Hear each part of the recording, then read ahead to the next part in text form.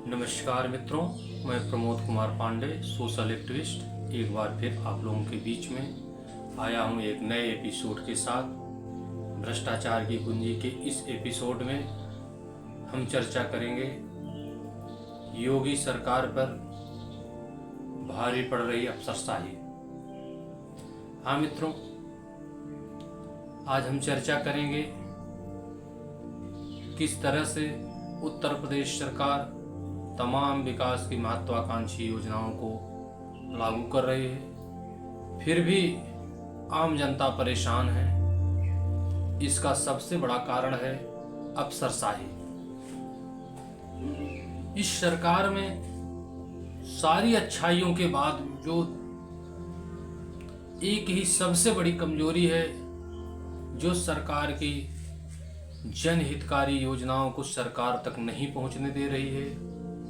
सरकार को जनता को स्वच्छ प्रशासन मुहैया करवाने के सारे दावे फेल होते जा रहे हैं। उसके पीछे सबसे बड़ा कारण है अफसरशाही। आज सारे अफसरशाही में सारे अधिकारी बेलगाम हो गए हैं। जनता की फरियाद कहीं कोई सुनने वाला नहीं है। जबकि हम इसकी में तुलना करेंगे पूर्ववर्ती सरकारों की भी, वर्तमान सरकार की, इसमें अफसरशाही किस ढंग से हावी हुआ। पूर्ववर्ती सरकारों में पार्टी के कार्यकर्ताओं का दबदबा हुआ करता था। चौकी चौराहों से लेकर के जिला अधिकारी कार्यालय से लेकर पुलिस अधीक्षक कार्यालय तक, विकास भवन तक, उन सरकारों की, चाहे सपा की सरकार रही हो चाहे बसपा की सरकार रही हो, उनके कार्यकर्ता सक्रिय रहते थे, अधिकारियों पर अंकुश लगा के रखते थे। भ्रष्टाचार अपने चरम पर होते हुए भी अफसरशाही हावी नहीं होने पाती थी। लेकिन आज की सरकार में, इस व्यवस्था में योगी सरकार ने अफसरों को खुली छूट दे रखी है। कार्यकर्ता और नेताओं का अंकुश उन पर नहीं है,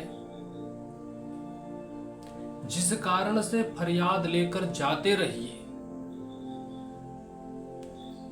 हम ये नहीं कहते कि अधिकारी बेईमान हैं, सब गलत ही कर रहे हैं, लेकिन हमारा अपना अनुभव कहता है कि उन पर नियंत्रण होना बहुत ही जरूरी है।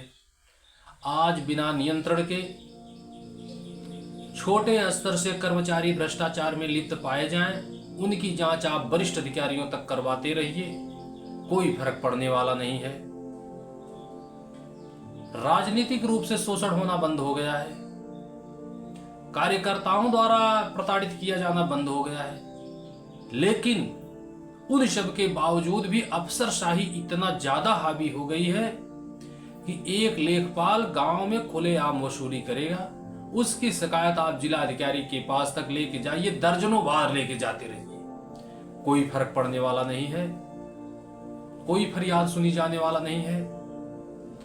जबकि पूर्ववर्ती सरकारों में पार्टी के कार्यकर्ता और नेता शोषण करते थे, लेकिन अधिकारी उसका त्वरित निस्तारण करने में भी नहीं चूकते थे।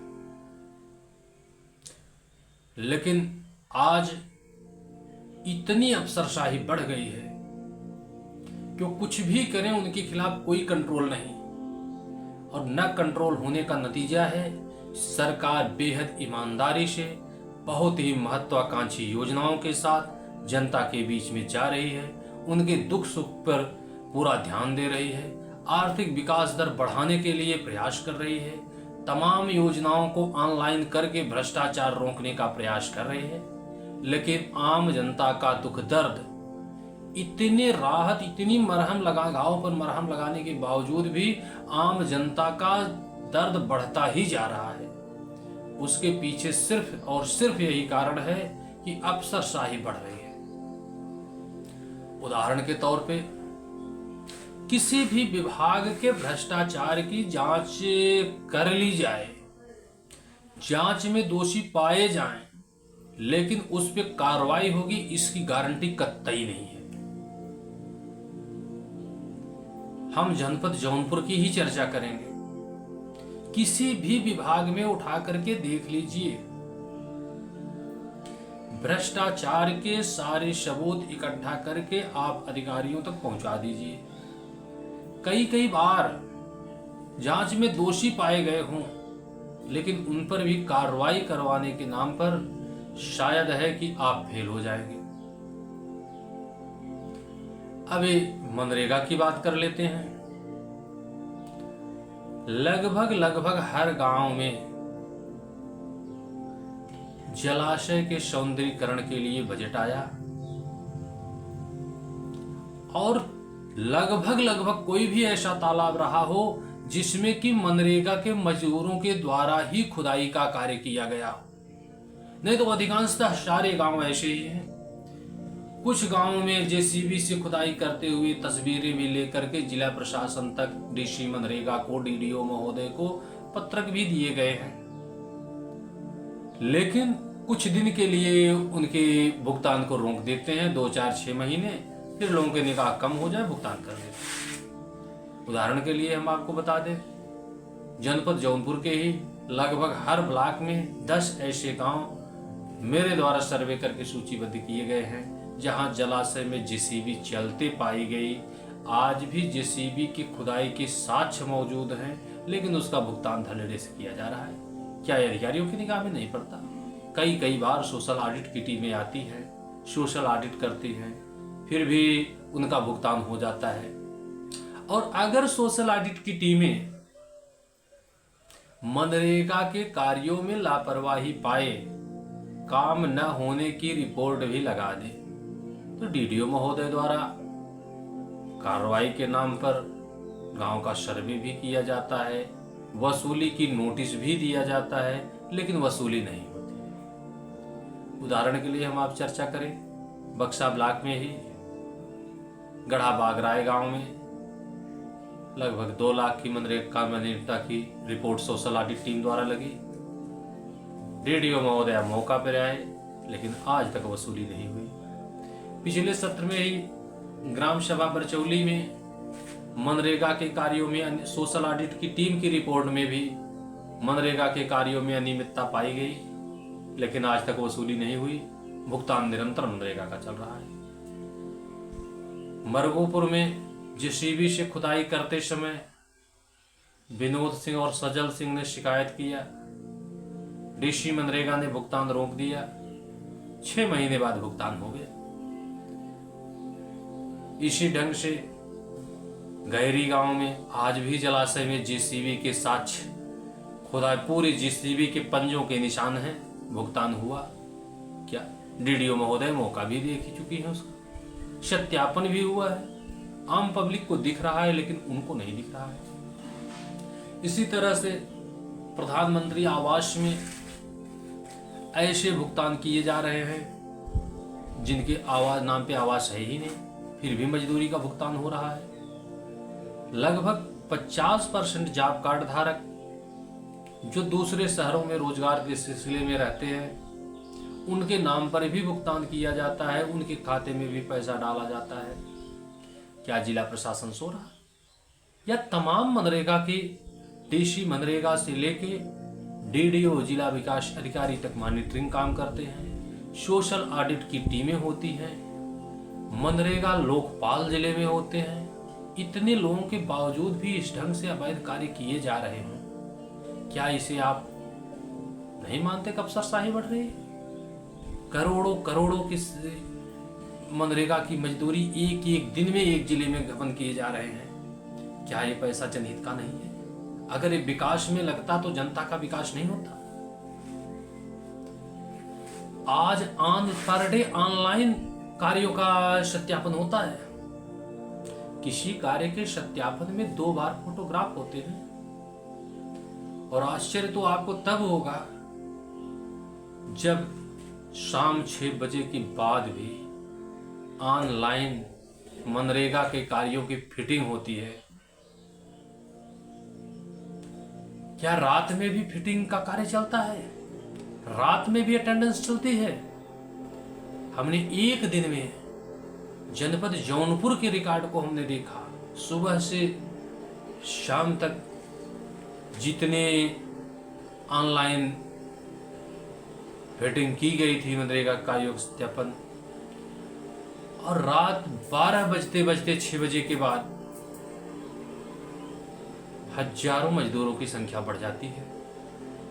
यह भी तर्क दिया जा सकता है कि सर्वर डाउन था इसलिए उस ब्लॉक की फिटिंग नहीं हो पाई। लेकिन वो उसी ब्लॉक के दर्जनों गांव के कार्य की फिटिंग चल रही है, सर्वर नहीं डाउन है, और उसी गांव के मनरेगा के मजदूरों की संख्या 6 बजे रात के बाद बढ़ जाती है, तो यह सर्वर डाउन हो सकता है? क्या ये कहीं इनके रिकॉर्ड में है कि ऐसा कर सकते हैं? मित्रों, यह शासन भी जान रहा है, प्रशासन भी जान रहे हैं, प्रशासन के सारे अधिकारी भी जान रहे हैं कि किस ढंग से इतना बड़ा आर्थिक घोटाला किया जा रहा है और गरीबों को मनरेगा की मजदूरी के नाम पे झुनझुना बजा के दिखा दिया जाता है। इतने लोगों को मनरेगा के तहत मजदूरी दे दी जाती है, जबकि मनरेगा की मजदूरी का भुगतान 70% अपात्रों के खाते में डालकर किया जाता है। इतनी बड़ी योजना अफसरशाही की भेंट चढ़ जाती है। करोड़ों करोड़ों रुपए प्रतिदिन एक एक जनपद में गमन मनरेगा के नाम पे किए जा रहे हैं। क्या ये गरीबों के खाते में जा रहा है? उनको रोजगार मिल रहा है? क्या ये अधिकारियों के संज्ञान में नहीं है?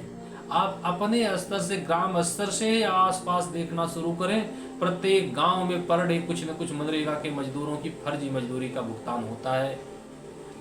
क्या इसके लिए अगर गांव स्तर पे आपको दिख रहा है, सोचिए एक गांव में अगर इतना हो रहा होगा तो एक ब्लॉक में कितना होगा, एक ब्लॉक जिले में कितना होगा, और एक जिले में अगर 10,000 मनरेगा के मजदूर भी प्रतिदिन अवैध रूप से हैं, तो जरा सोचिए कि कितनी बड़ी पूंजी एक महीने में,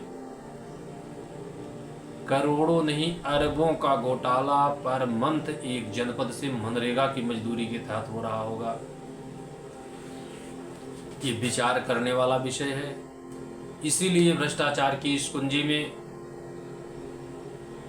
हम यही कहेंगे कि योगी सरकार पर हावी होती अफसरशाही, अगर अधिकारियों पर नियंत्रण करने के लिए कार्यकर्ता, जनता, विधायक, सांसद, मंत्रियों का नियंत्रण नहीं रहा, तो अफसरशाही में आम जनता के हितों को ऐसे ही सूली पर चढ़ाते रहेंगे, जनता का शोषण करते रहेंगे। सरकार कितनों ईमानदारी से कार्य करे, लेकिन अफसरशाही पर अगर नियंत्रण नहीं हुआ तो इनका नुकसान, खामियाजा 2027 के चुनाव में योगी सरकार को अवश्य भुगतना पड़ेगा। अभी आप उदाहरण में देख लीजिए, सरकार भाजपा की थी, मतदाता सूची में भाजपा के ही मतदाताओं का नाम नहीं था। हमने अपने आसपास के दर्जनों गांव में देखा, सवर्ण मतदाता जो मौके पर उपस्थित थे उनका नाम मतदाता सूची में नहीं था, और अदर पता नहीं हर गांव में 10-20 ऐसे मतदाता जिनका उन गांव के लोगों को पता नहीं है, उनका नाम सूची में आ गया, जबकि 5 बार सत्यापन हुआ। आखिर इसके लिए जिम्मेदार कौन है? बीएलओ को इसके लिए अतिरिक्त खर्च दिया जाता है, 5 सत्यापन करवाया जाता है, फिर भी इतनी बड़ी गड़बड़ियां होती है। इसके लिए जिम्मेदार कौन है? भ्रष्टाचार की इस कुंजी में इतना ही। अगली कुंजी में हम इन सब भ्रष्टाचार पे किस ढंग से फर्जी आधार, फर्जी जॉब कार्ड और फर्जी अन्य डॉक्यूमेंट्स बनाए जा रहे हैं, और ये अधिकारियों की निगरानी में फर्जीवाड़ा हो रहा है, इसके साक्ष्य के साथ अगले एपिसोड में हम आपको बताएंगे। तब तक के लिए यदि आप हमारे चैनल को अभी तक सब्सक्राइब नहीं किए हैं, चैनल को सब्सक्राइब करके बेल आइकन की बटन दबा दीजिए, जिससे भ्रष्टाचार से जुड़ी घटनाएं आप तक तुरंत पहुंच सके। तब तक के लिए धन्यवाद। जय श्री राम। नमस्कार।